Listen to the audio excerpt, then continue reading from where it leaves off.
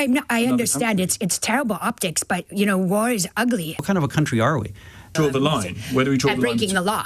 Joining us this hour for all things Americana are two political figures from either side of the divide ahead of this major week of Trump-style diplomacy. Anthony Gardner is a former US ambassador to the EU under President Obama, and Jennifer Ewing is a spokesperson for Republicans overseas UK. Great to see you both. Thank you both very much indeed for coming in. Let's start with the big foreign affairs moment at play this week. President Trump talking in the press conference earlier about this meeting that's coming with President Putin. Take a listen. I'd like to see a ceasefire. I'd like to see the best deal that can be made for both parties. It takes two to tango, right? So ultimately, I'll have a meeting next week. I had a great relationship with him, considering the fact that I was not nice to him because of the pipeline. I ended the pipeline. But I'm going to meet with President Putin, and we're going to see what he has in mind. And if it's a fair deal, I'll reveal it to the European Union leaders and to the NATO leaders, and also to President Zelenskyy. I think out of respect, I'll call him first. Some of what Trump was saying about his upcoming meeting with President Putin. Jennifer, let's start with you first. Do we know what Trump actually wants out of this meeting?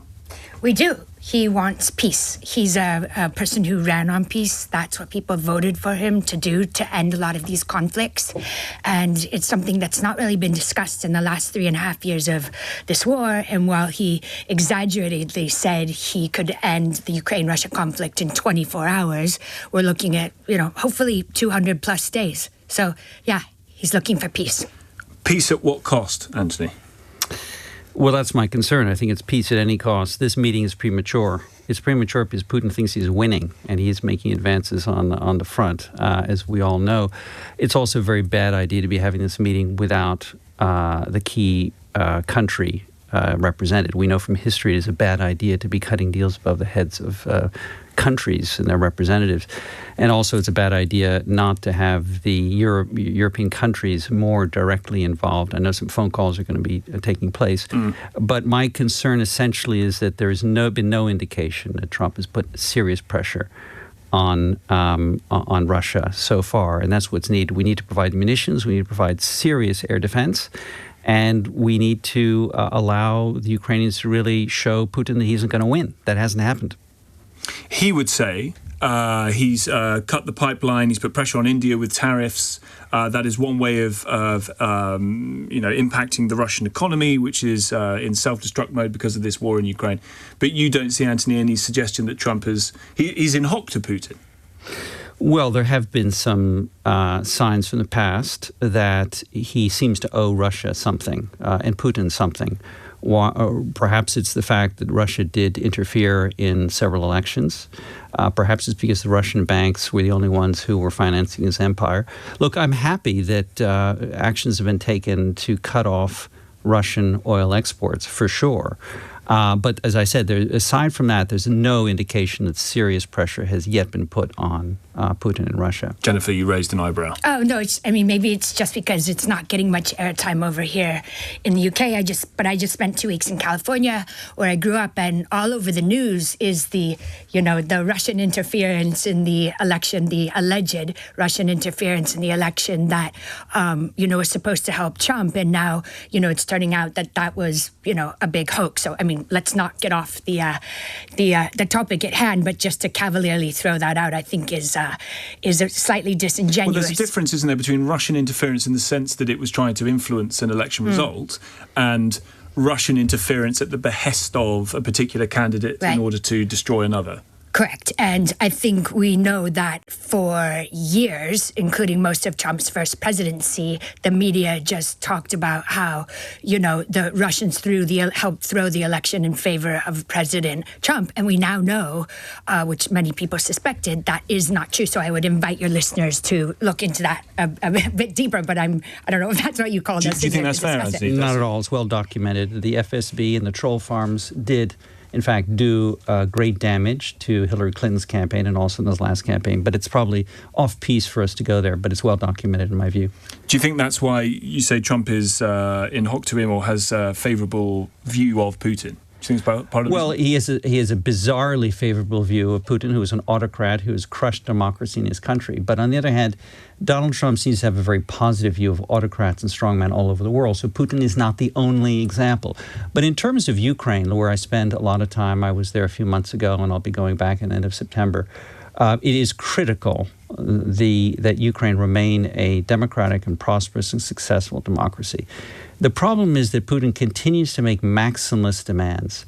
And the reason for that is I think that Putin sees a democratic and stable Ukraine as a mortal threat to his own regime, because it would be an example to the Russian people of what a successful democratic country would look like, and he can't accept that. So everything he has put on the table is absolutely maximalist. For example, not only can't join NATO, but can't accept foreign military assistance. It needs to be neutral. It needs to give up territories, not only those that are already under Russian control, but even more territories. So it would be a Finlandized, weak country that he would like to then implode from within. That we can't accept, because it would be a mortal threat to Europe and I think international stability. Do you think Trump gets that, Jennifer? Do you think Trump understands, he said there that there's going to have to be some swapping of land on both sides? Absolutely. I think, he absolutely said there'll be some swapping of land, because Russians have taken a lot of land. So this goes one of two ways. Either it escalates and really turns into something nuclear in World War III, or it de-escalates. And the American people in November voted for de-escalation, voted for no more wars. Now, we've heard Vice President Vance and indeed President Trump talk to European leaders and then, the Prime Minister Keir Starmer here about, this is now Europe's war. Do you guys want to step up and get more involved? And what I find really interesting is that after a week or so of a lot of talk of the willing of, the coalition of the willing and talk about this, nothing has happened. So whether that's because they actually know it's going to be way too expensive, they don't have the bodies, I don't know, a lot of English mothers and fathers that want to send their young sons and daughters off to war. So, I don't think the Europeans can go it alone. Is the really difficult reality of this, Anthony, that we can keep arming Ukraine, we can train their forces, possibly even at maybe one stage in the future put NATO troops in there. Is the aim to push Russian forces out of the areas that it has taken in Ukraine and even Crimea, which they took in 2014? Should that have been the aim? Well, no one's talking about sending NATO troops in. No one has been, and no one is now. The issue is, what kind of security guarantees can a country benefit from? And remember, in 1994, Budapest Memorandum, for those listeners who don't remember, this was a document that was signed by Russia, UK, and the United States. And according to that agreement, Ukraine gave up its nuclear weapons in return for security guarantees, which, of course, were not worth the paper they were written on.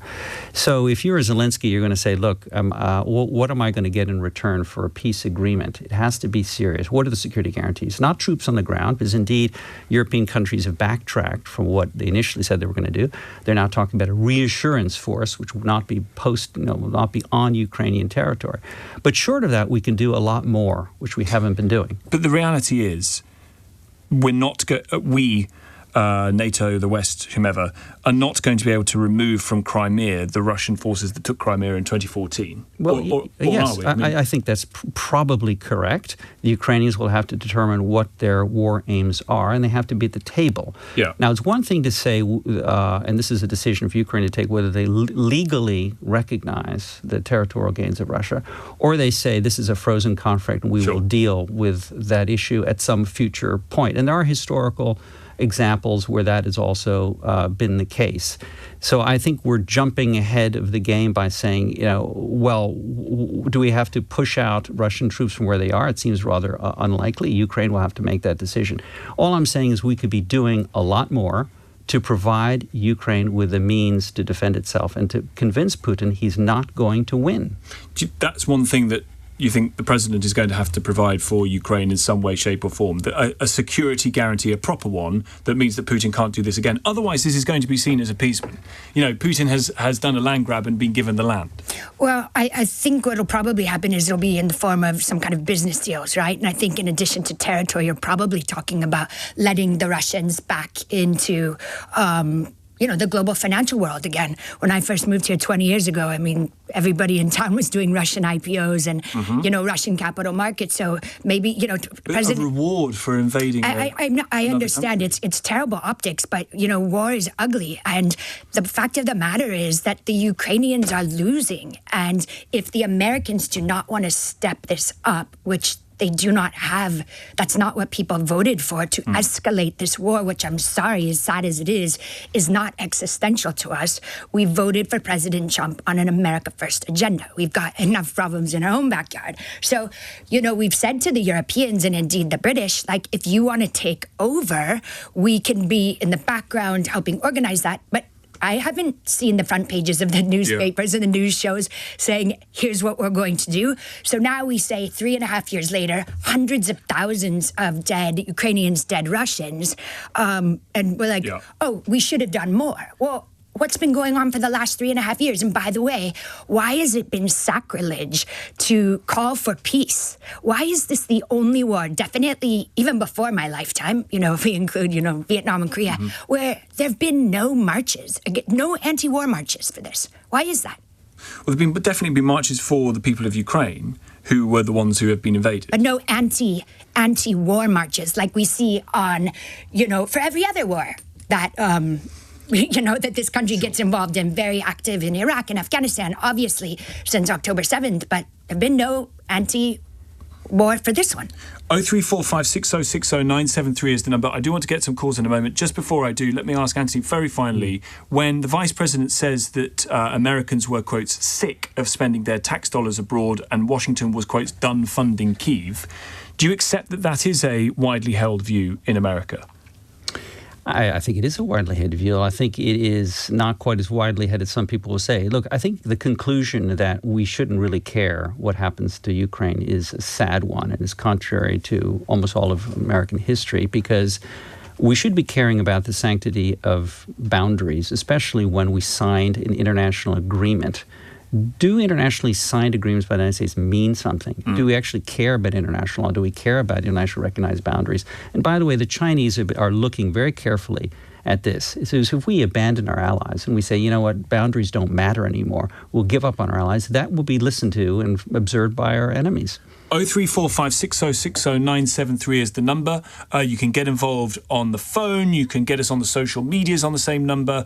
You can get in on the text as well, 84850. You're listening to Tom Swarbrick here on LBC with Anthony Gardner, the former US ambassador to the EU under President Obama, and Jennifer Ewing is a spokesperson for Republicans Overseas UK, here with us until 7 o'clock. Come to your calls in just a few moments. 6:18 the time. Tom Swarbrick here with Anthony Gardner, former US ambassador to the EU under President Obama, and Jennifer Ewing, spokesperson for Republicans Overseas UK. We're talking all things Americana this hour. Michael's in Stockholm. Tom, Donald Trump has been in office for just 7 months and Putin is set to sit down and talk with him about ending the war. Biden was in power for almost 3 years from when the war broke out. And how many times did Putin sit down with him whilst the war raged on and huge numbers died?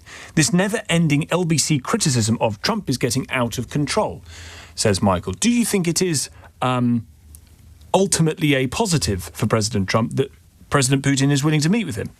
Anthony? No, not now. I mentioned beforehand, I think it's premature. It's premature because Putin thinks he's winning and he has showed no serious indication of wanting to end this war. At some point, the leaders will have to meet. That's When's the sort of the ideal point? The ideal point is when Putin believes that he isn't going to make any more progress on the front. And that means beforehand, increasing sanctions, which I hope will occur. And second, providing true air defenses, which we haven't yet been providing. Some Patriots are on their way. Munitions have to be scaled up because Ukrainians are being outfired about 3-1. So if those things occur and Putin does reach that conclusion, yes, leaders should be meeting with Zelenskyy at the table. Let's get to Sean, who's in Frome in Somerset. Sean, hi. Hi, I was just incensed to listen to your lady from Republicans Abroad. I'd like to know, really, what she intends to do if Putin takes the areas of Ukraine that Trump gives up and then decides to move further on. What exactly does she have in mind? Or are we just to sit around and watch the whole of Europe eaten up as he engages in his adventures? What do I have in mind? Let's see. Well, first of all, when you say after he takes over all of Ukraine, which, let's be honest, he hasn't been able to do that in the last 3.5 years. So I guess just magically he's going to be able to do that after this meeting is the presumption. But I'll go ahead with that. And then where is he going? Where is he going next? Is he coming to Western Europe? Is that what you're saying? Well, I think Poland are terribly concerned. Okay. I don't know whether Poland's a NATO country. Yeah, right? to talk about Poland first. I heard you say earlier that we shouldn't get involved in Kiev because they're already losing. Well, if we hadn't got involved in Poland during the Second World War, what would have happened to the rest of Europe? Well, if he goes to Poland, which I don't believe the people in charge right now believe is going to happen, that's a NATO country. Have you spoken to the Poles? Because they certainly do. Listen, this is a European war. The Americans have been involved for 3.5 years. We just had an election in November, and the American public no longer backs this war. We don't feel it's existential, and I'm sorry. I hope that this isn't me saying that. Sure. This isn't just me saying that. Can I just ask another question? Because you all know, being a lady of history, that the Americans were very isolationist. Americans don't do history. Right. The Americans were very isolationist before the Second World War. It was only the bombing of Pearl Harbor that brought them in. So are you saying basically that NATO really has meant nothing to any American president for the last 50 years? Well, one thing NATO has done, as I'm sure you'll recall, being a man of history, is that we promised after Russia, the Soviet Union, decided to remove 300,000 troops from Eastern Germany, that NATO would no longer encroach 1 centimeter further towards the east. And even Kissinger thought that was a good idea. And of course, that has happened. And it's happened, under Republican watches, to be honest. It was the Bush-Cheney sort of neocon, they had no problem with a little bit of war in the earlier parts of this decade. So, NATO has not meant what it actually set out to mean. Well, those nations, thank you, Sean, by the way. Please feel free to join in. 0345 6060 973, the number. Those are nations that have wanted to join NATO, that has seen it expand further. But that was the promise. So the promise was to deny sovereign nations their desire to join a defensive organisation. We were going to deliberately go through with that. Look, I wasn't there, but that is, Norway at the Budapest Memorandum or whatever, but my understanding, and people, far better at history or, war logistics than myself, including Kissinger, said that is a terrible idea. That is, poking the bear, whatever you want to call it. And yet it has continued, and everybody knew Ukraine was a red line. I'm not justifying what Putin's done. I'm saying he's not acted out of irration. Anthony? Imagine if we had told the Poles and the Balts, and the Bulgarians and the Czechs, I'm sorry, you can't join NATO because it would be provocative to Russia. That would have been an absolutely shameful act. And luckily we didn't do that. We did the right thing because, in fact, the door of NATO is open. Those countries are now within the Article 5 guarantee of NATO, and it's partly a result of that have become democratic, prosperous, and stable countries. So I thought that was the right decision. So I don't think we have provoked Ukraine at all. I think it is a real issue, as the caller was saying. What happens if Ukraine is forced into a shameful peace?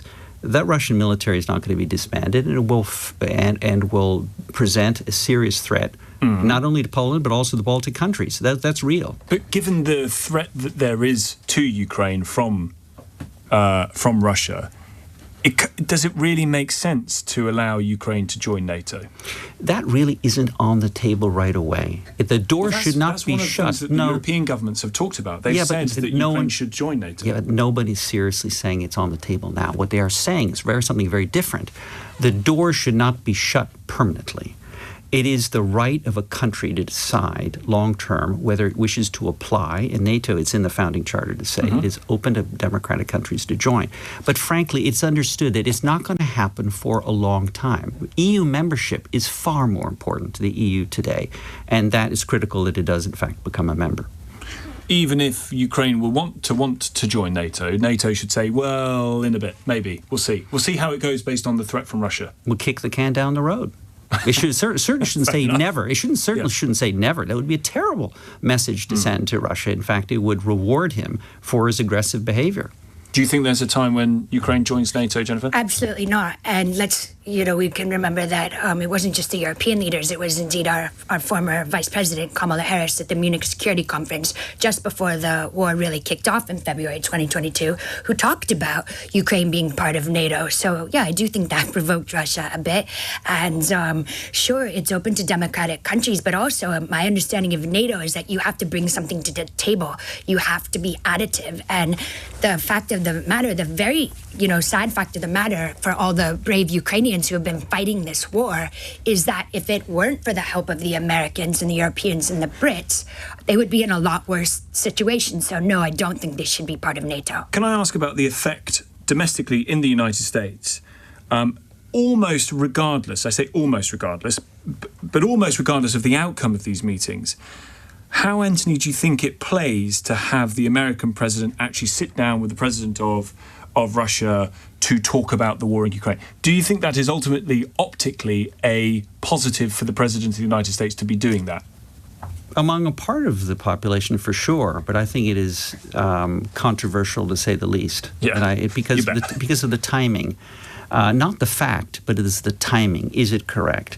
And what are the motivations of the president? Already the history is replete with a lot of examples on both sides of the aisle where presidents overestimated their charisma and their ability to look into the soul, to use the words of, I think it was Bush, and Democratic presidents as well, and to decide, well, what deal can we strike with a Russian leader face to face? So on both sides of the aisle, presidents have overestimated their capabilities. I think the timing is wrong, so it's controversial.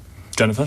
Well, I think what's interesting is we should zoom out a bit and look at, there's a real America First agenda that's going on here that a lot of Americans, including the previously elusive to the Republican Party 18 to 29-year-olds, these people do not want war. Whether they're Republicans or Democrats, conservative or liberals, these people do not want war. A lot of my generation, Gen X, does not want to continue these forever wars. And that's important. And the kicking the can down the road and, let's have talks further down the road, that's fine to say when it's not your son or daughter that's being put through the meat grinder, and nobody's been able to offer what a real chance look like. As far as communication, don't also forget that we live in a decentralized world. It's no longer just a few news stations. Mm-hmm. Like, people get their news from podcasts and shows like this and different television stations. So people like the fact that Trump talks to anyone. Anthony?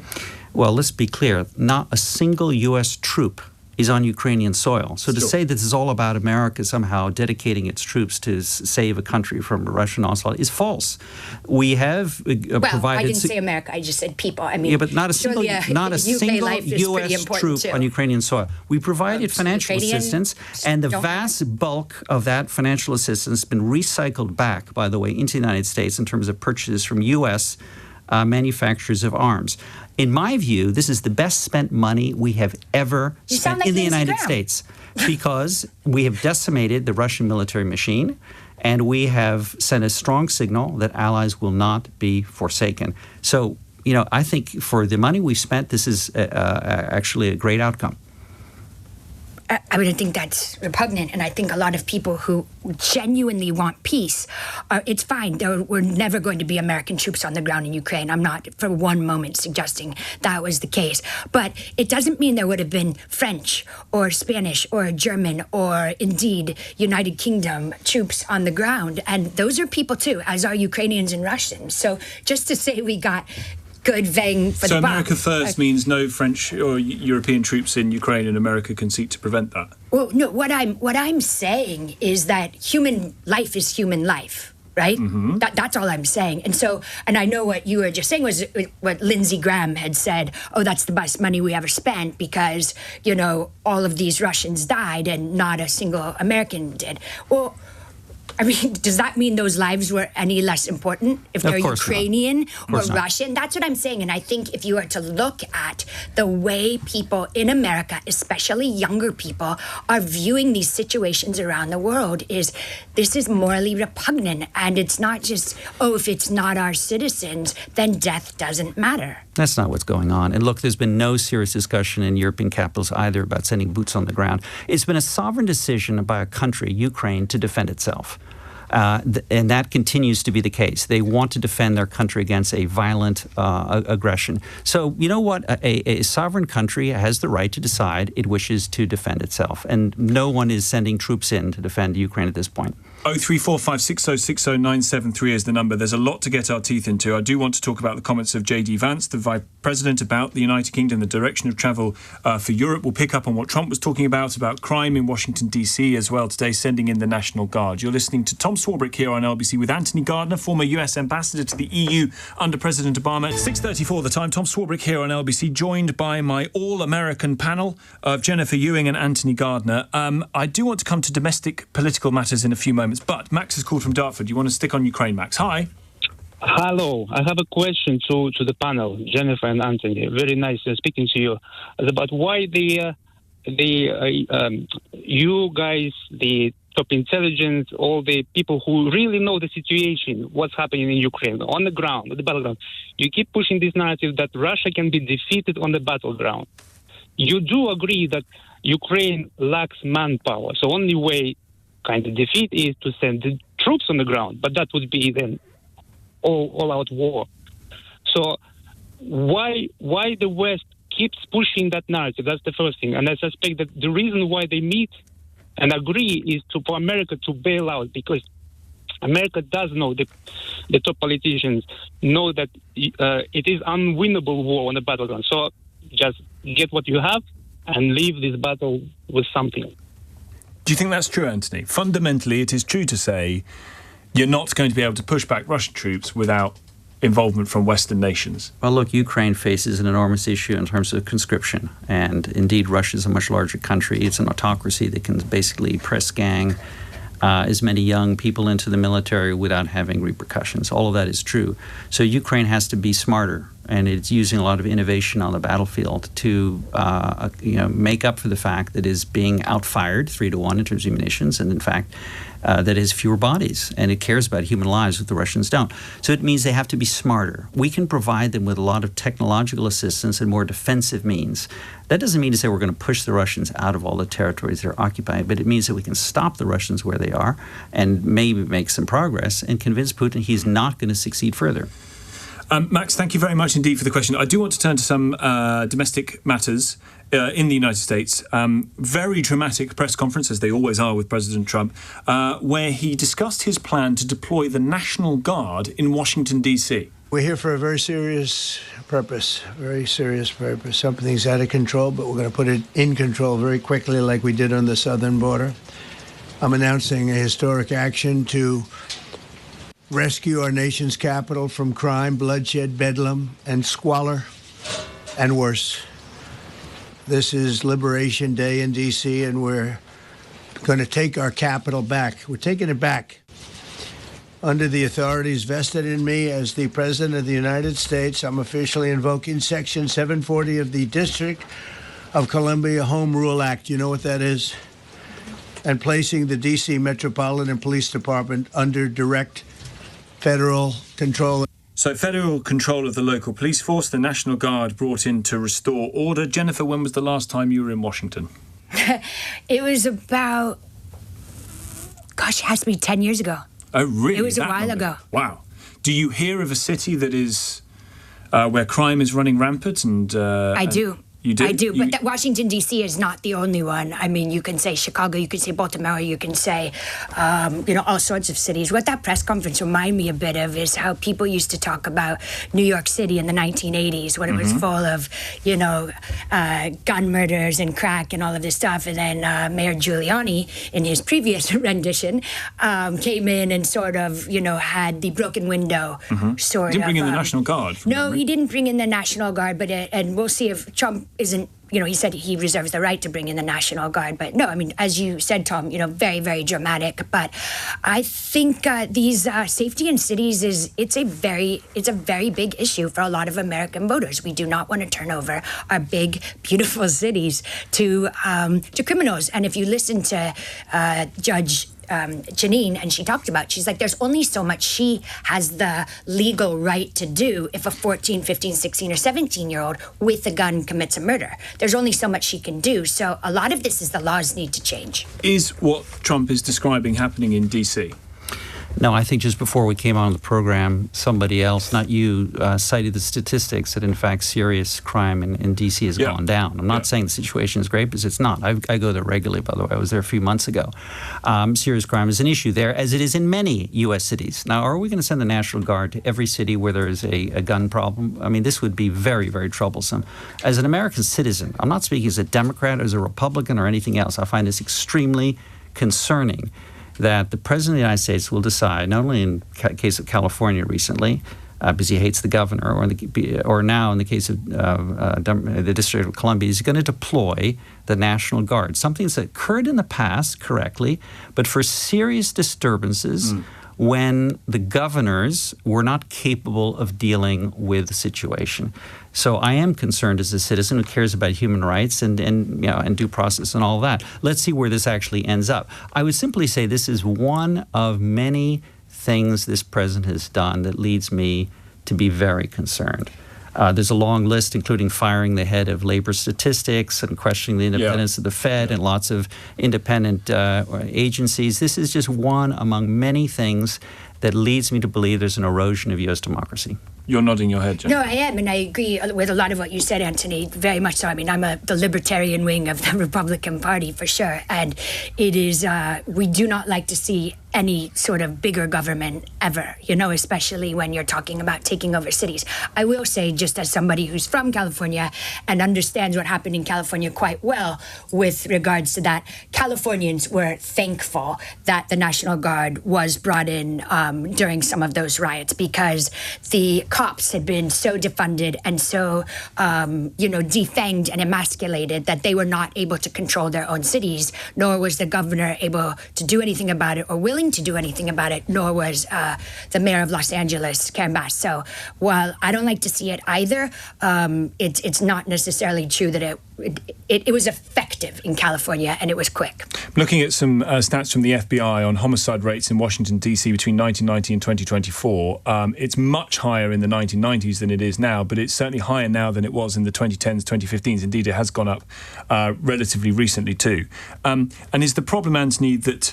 Well, you were shaking your head when Jennifer was saying that Californians wanted the National Guard in. Do you think that's sort of in principle a problem, or the actual practice of having the National Guard in is in and of itself, eroding those rights? Well, I think it should be reserved for very, very unusual, specific circumstances where there is massive disturbance. And that was not the case in California, to be clear. And it was not popular in California. I'm not excluding it in all circumstances. Yeah. But imagine if the National Guard is called out in any instances with a few hundred people causing disturbances, or because crime statistics happen to go through a blip. I'd be very unhappy.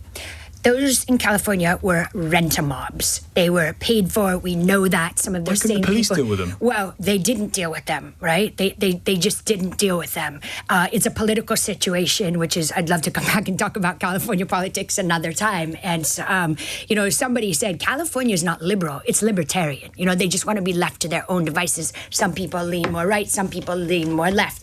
That situation with all of those riots that were not organic, it was supposed to be over the ICE raids and that sort of stuff. That was highly exaggerated, and it was people throwing fuel on the fire, just like what happened in some of the campus protests when they turned from organic grassroots into very organized and very expensive. Funded. So here you have a domestic political situation with violence on the streets that is, the news media goes crazy for because it's violence on the streets and that gets eyeballs. You have an American president leaning very, very hard into that in a way in which, Anthony, you find sort of repugnant and difficult. And I know you're not necessarily a rampantly political figure, but what are the Democrats meant to do here? The Democrats meant to say, actually, we don't approve of a kind of swarming of the National Guard to clear this up. We want it done in a different way, even if that means the violence continues a bit longer. Because it's difficult. I mean, it is a trap politically. Yes, it is true. Look, and I would be the first to say the Democratic Party has not been very effective recently and not particularly full of great leadership. The trouble is we don't control either House or the House or the Senate. It's up to the leadership in the District of Columbia to show it has a better way and to bring those statistics down for sure. But I would like them to do it rather than to have the National Guard. Imagine if the National Guard had been called out to clear out campuses at Harvard or in Columbia or other places where there have been disturbances. Is that what we really want to see as Americans? Would you want to see that, Jennifer? Would you? No, absolutely not. You know, I mean, the biggest free speech advocate. So where do we draw the line? Where do we draw the line? At breaking the law. My understanding is the big problem in D.C. is carjacking. Now, that might sound like, oh, that's not that big of a deal, but it's like, it's breaking the law. And then when... That's what the police are for. Well, but the police aren't doing their job, and the reason is because my understanding is after the George Floyd summer, people asked for the police to be defunded, and the police force went down by something like 23%, and then you're seeing the effects of that. Well, Columbia, they were breaking law, by the way. They broke into the buildings of Columbia University, but no one was actually saying at the time was bringing the National Guard because the New York City police is not capable of dealing with the problem. I mean, my God, what kind of a country are we? No one until today was actually thinking of deploying the National Guard in similar circumstances. It has happened in history, but for a very, very different set of circumstances. 03456060973 is the number. I do want to come to your, because he's here, he might be listening, God knows. J.D. Vance, your pugnacious Vice President, who has had a lot to say about the United Kingdom and Europe. We'll get to that in a few moments. 47 the time. Since he is here, I wanted to pick up on the comments of the Vice President, J.D. Vance, who's currently on holiday in the Cotswolds, who took some time out to go fishing with the Foreign Secretary, David Lammy, at his country residence of Chevening, and said this. I've raised concerns about free speech in the United States of America. I think the entire collective West, the transatlantic relationship, our NATO allies, certainly the United States under the Biden administration, got a little too comfortable with censoring rather than engaging with a diverse array of opinions. So that's been my view. Obviously, I've raised some criticism and concerns about our friends on this side of the Atlantic. But the thing that I'd say to the people of England or to anybody else, to David, is many of the things that I worry most about were happening in the United States from 2020 to 2024. I just don't want other countries to follow us down what I think was a very dark path under the Biden administration. We've lost freedom of speech. We're losing control of who we are. Our sense of our European identity is being held back, or at least curtailed, because of recent arrivals onto the continent. Does J.D. Vance like this country, Jennifer? I think he definitely likes this country, and I think we, in our own friendships and relationships, we talk to people who are our friends if we think they're going down the wrong path. And free speech is it's non-negotiable in the United States. We look at it as God-given right. And what's interesting is, the UK, unless it's something about royalty, doesn't often get a lot of airtime in the news cycles in the U.S. However, over the last year, this story about free speech, it really has. I mean, every time I go home now, or even just chatting with people in the U.S., they're like, are people really, getting arrested for tweets or going to protests or praying outside of an abortion clinic, that sort of thing. So it is very much making news over there. What do you make of this form of diplomacy towards the UK, Anthony? Well, look, I don't think this country deserves to be lectured to by any foreign leader, whether it's a U.S. president, U.S. Vice president for that matter, about the robustness of their free speech. This country is second to none in terms of its robustness of free speech and the laws to defend it.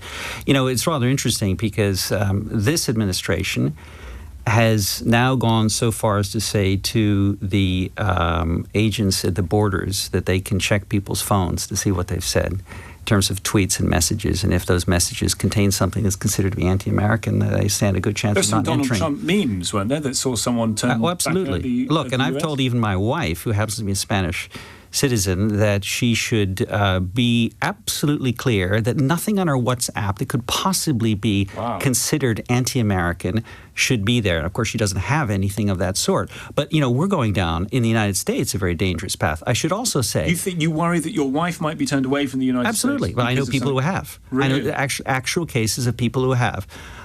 So that's a dangerous path. We've also gone so far to say that we now support extreme right-wing parties, including in Germany the AfD, which the German intelligence services say contains some fascist and proto-fascist forces. We have done the same in Romania and across Europe. So while we are accusing the UK of not being sufficiently robust in defense of human rights, we are doing something that no Republican or Democratic president in history has done, and that is to overtly support extremist political movements in Europe, and to call for basically to call for the European Union to fall apart because it's an enemy. It's set up to screw the United States, all of which is incorrect. You know, that's very sad because the United States, in fact, was a key promoter of the European Union, partly as a bulwark against Russia. Mm-hmm. That is extraordinary, isn't it? That people are being turned away from the border of the United States because of memes on their phones or chat in a WhatsApp group. Well, that's absolutely crazy. I have no idea. I would love to see the evidence of that. Not that I'm questioning you. I've just not seen that, but I could not agree more. That's shocking. It should not be allowed. People should be able to say whatever they want about whoever they want. I mean, we don't even have, as long as it's not inciting violence or breaking the law. We don't have hate speech laws in the United States of America. So that would really surprise me if somebody has a hateful Trump meme, if all of a sudden that person's getting turned away with the border, if there's not anything else. So, no, that is surprising. With regards to the political parties you mentioned in Romania and in Germany, I mean, you know, one man's far right or far left is another man's populist party. You know, some people would call people on the far left, when they're just populist. So I think that it's this name calling, it didn't work in the lead up to the election. And I think what we need to do, everybody on the left, right, center, needs to listen to what these grievances that other people have might be. And if they are, nonsense, then argue against them. But to just silence them, I don't think is doing anybody any favors. Wait a second. Hold on. The AfD is a political party that's not been silenced. They are represented in the Bundestag, okay? These are some, not all, of the members of the AfD have expressed great admiration for the Nazi regime. So this is not invented. And this is a party which you are saying, we are promoting in a way, not only in Germany but around Europe. So this is very real. Your face, Anthony, if you don't mind me saying, betrayed the look of a man who has felt like he's done a lot of listening. Do you know what I mean? Like you can listen for as long as you want to various people, various voices on the right or the left, promoting whatever. But after a while, you need to start talking. And isn't that a problem for the Democrats? They've got no one to talk back. They don't seem to have a leader. They seem pretty rudderless. Well, I will agree with you there. We are rudderless as a party. Look, we have a new head of the DNC, and I wish him well. I've just met him recently, but we have not been effective.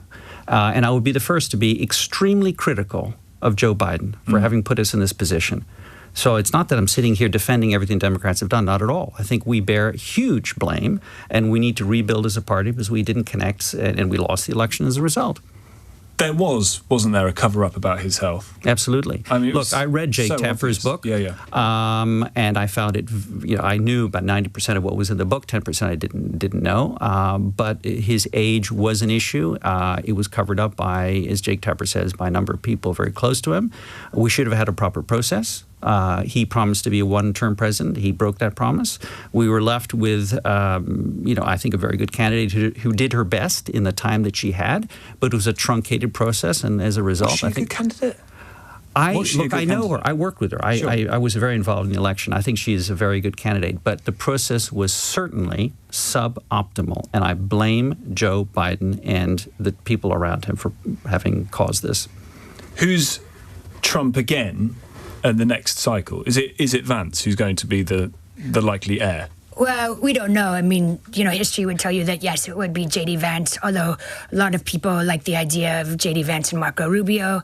So, we have a decent bench on the Republican side. And Anthony, I'd love to have the Democrats get their act together as well, because we do live in a 50-50 country. So that's why I actually was really concerned when Joe Biden was, pushed over a cliff that one fateful weekend last summer, and the Democrats decided not to have a primary.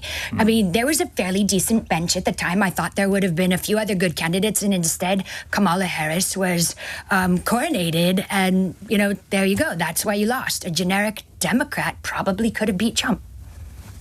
Is that the missed moment, do you think? There wasn't time for a real process, unfortunately. He put us in that process. Look, it took him, how many days was it? It took him, I think, 3 weeks to make a decision after that fateful debate to do what he should have done immediately. It was a horrible debate. He should have decided immediately, and he didn't. So, unfortunately, there wasn't time, in my view. I think we did the right thing, but we paid the price. Look, we have a very good bench. I know a lot of these people who I think will emerge. It's many of the governors, and it's some other people as well. It could even be Pete Buttigieg. But there's some tremendous candidates who could have indeed emerged last time, but there just wasn't time. And here we are. The big criticism, obviously, of Biden was his mental acuity by the end. Similar kinds of questions, although not in not so perhaps so obvious, were being raised about Trump. Can I just play you this? This is a bit of a presidential slip-up. When speaking at the White House earlier, President Trump describing the American state of Alaska as being part of Russia. This is a tragic emergency, and it's embarrassing for me to be up here. I'm going to see Putin. I'm going to Russia on Friday. I don't like being up here talking about how unsafe and how dirty and disgusting this once beautiful capital was. Now, Jennifer, if that was Biden who'd made that slip-up, calling a part of the United States Russia, Trump would have been all over it, wouldn't he? Come on. Because that's what the Biden team would be saying. They'd be saying, come on. I heard that live, and I was like, okay, somebody please tap him and correct him, because if you'll remember years ago, we had Sarah Palin, who was John McCain's running mate, who said she could see Russia. She was the governor of Alaska, said she could see Russia from her backyard. So I thought that was kind of funny. But to be honest, look, whatever you want to say about Donald Trump, and even if you agree with him, don't agree with him, the man gives access to everyone. He talks to everyone. So if he occasionally makes a slip up, which I do not think means he's in mental decline, then that's what that is. I mean, you go on live radio. I do.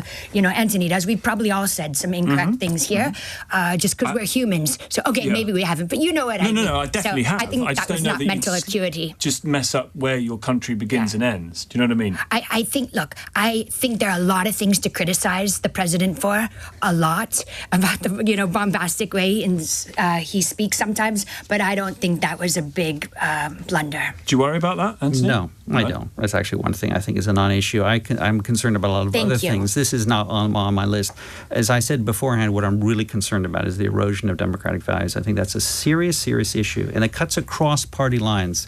Kamala Harris said in an interview relatively recently that she thought that the American system of checks and balances would be able to withstand it, and is worried that actually it might not be. Do you share that concern? I'm worried that the jury is out. Really? The jury is out. Some judges have been pushing back. Some universities have been pushing back. But we're seeing an attack on many of our institutions. It's our universities. It's our law firms. It's the Fed. It's now the head of the labor statistics. It was simply because numbers have been revised, not the first time in history. And Trump says that was political. Everything's political, so fired him. Look, where is this going to end? The United States has managed to be a country of great promise and a creator of great wealth. And all of that's been based on one fundamental thing, on checks and balances, of the strength of our democratic institutions. I am seriously worried that in 3 years we're going to end up as a country with many weaker institutions and checks and balances that are no longer there. You're nodding your head, Jennifer. No, I agree with a lot of what you said. I think there's, like I said, I do not like a lot of the pettiness about, the labor statistics woman that was sacked, even though she, is not very good at her job. She had so many corrections. But there are a lot of institutions that no longer serve the American public, and those are being looked into. The Department of Education, for example. Number one, if you're a crypto person, the Federal Reserve. I mean, there's a lot of strange, squirrely things going on there, too. So, I think it's good that Trump is looking into some of these institutions. Should they all be torn down by him? Absolutely not. It's going to be an interesting few years, nonetheless. Jennifer, thank you very much for coming in. Jennifer Ewing, spokesperson for Republican Overseas UK. Anthony, thank you to you as well. Former US ambassador to the EU under President Obama. Thanks for your time this afternoon.